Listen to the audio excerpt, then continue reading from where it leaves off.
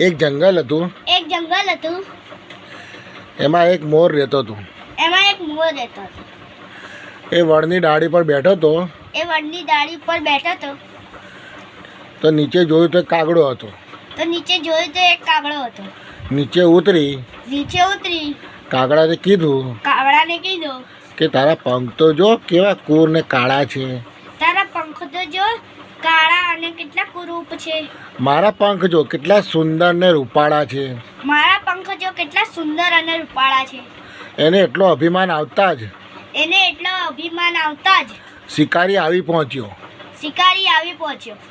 ત્યાં તો શિકારીએ બધાને પકડવાની કોશિશ કરી પણ બધા પક્ષીઓ ઉડી ગયા. ખાલી મોર રહી ગયો. અને મોર ભાઈ પકડાઈ ગયા. આના ઉપરથી શીખવા મળે છે કે આપણે કોઈની ઉડાવી નહીં અને મજાક કરવી નહીં.